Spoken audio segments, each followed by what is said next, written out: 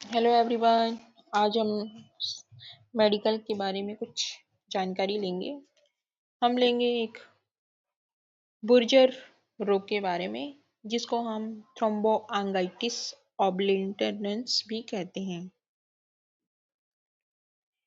जो बुर्जर एक दुर्लभ स्थिति होती है, मतलब रेयर कंडीशन होती है, जिसमें हाथ, पैर, उंगलियां और पैर की उंगलियों में रक्त वाहिकाओं में सूजन आ जाती है। मतलब ब्लड वेसल्स में सूजन आ जाती है, जिससे रक्त का प्रवाह मुश्किल हो जाता है। रक्त के थक्के भी बन जाते हैं और ब्लड वेसल को अंदर से अवरुद्ध कर सकते हैं, जिसके परिणाम स्वरूप दर्द होता है, डैमेज टिश्यू हो जाता है और उंगलियां उत्तक उंगलियों और पैर की उंगलियों से शुरू होकर पैरों और बाहों तक फैल जाते हैं। इसके हम लोग देखते हैं कई प्रकार के कारण होते हैं। यह जो कारण होता है यह अनिश्चित होता है। हालांकि यह माना जाता है कि तंबाकू रक्त वाहिकाओं की परत को नुकसान पहुंचाता है। कुछ कुछ इसे स्वप्रतिरक्षी बीमारी मानते हैं, जबकि कुछ लोग सोचते हैं कि जीन किसी व्यक्ति को बुर्जा रोग होने की अधिक संभावना बना सकते हैं। इसके हम लोग कई प्रकार के साइन एंड सिम्टम देखे जाते हैं, उसके बारे में जानकारी लेंगे। इसके साइन एंड सिम्टम में पहला होता है जो हाथ या पैर में दर्द, जलन या झुंझुनी महसूस होती है। पैर की उंगलियों या उंगलियों पर घाव भी हो जाते हैं, है ना। फिर तीसरा लेते हैं हम लोग, चलते समय टखने पाँव या पैर में दर्द होते हैं। और चौथा लेंगे हम लोग रेनॉल्ड की घटना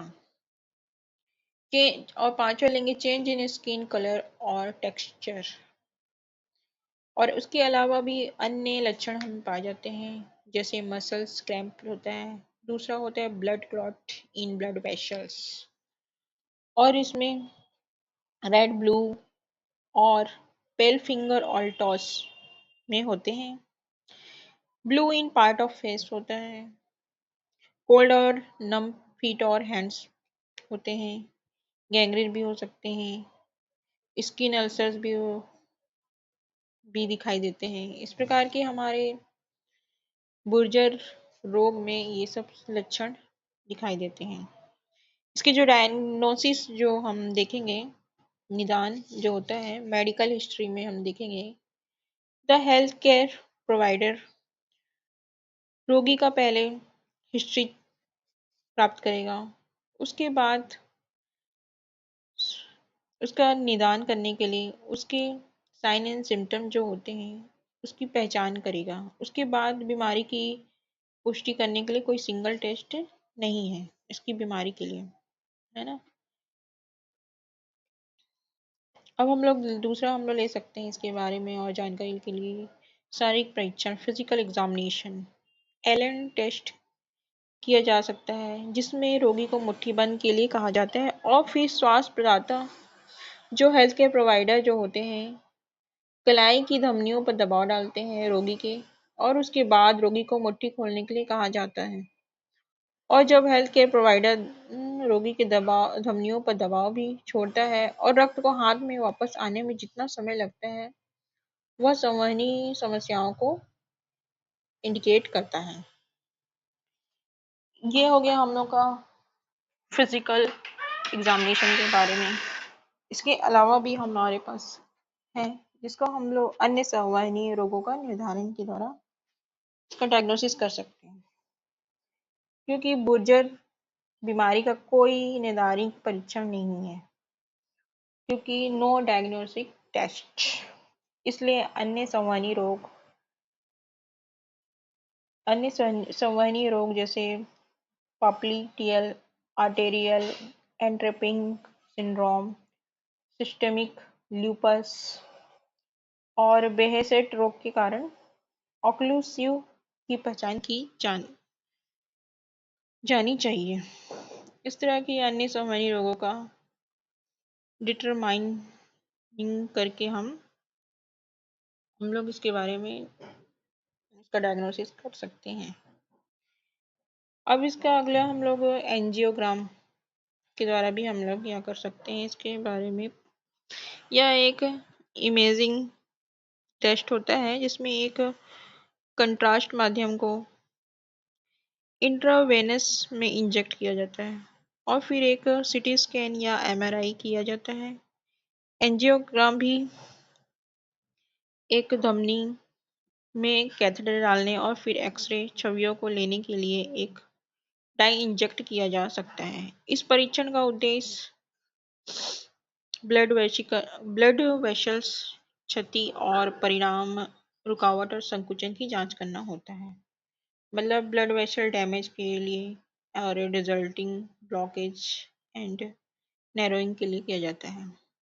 इस प्रकार हम लोग इसका डायग्नोसिस इस चारों तरीके से किए जा सकते हैं। अब हम लोग ले सकते हैं इसका मेडिकल मैनेजमेंट। मेडिकल मैनेजमेंट में हम लोग क्या लेते हैं कि पहले ही तंबाकू सेवन और गुर्जर रोग के बीच स्पष्ट ना हो तो हम लोग धूम्रपान बंद करना रोग के प्रबंधन में सहायक सिद्ध होता है। मतलब even if the relationship between tobacco use and Berger disease is not clear, smoking proved to be helpful in managing the disease.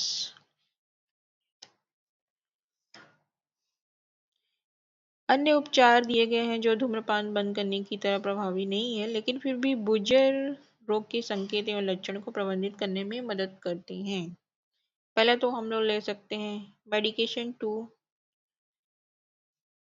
रक्त प्रवाह में सुधार करने के लिए दवाएं।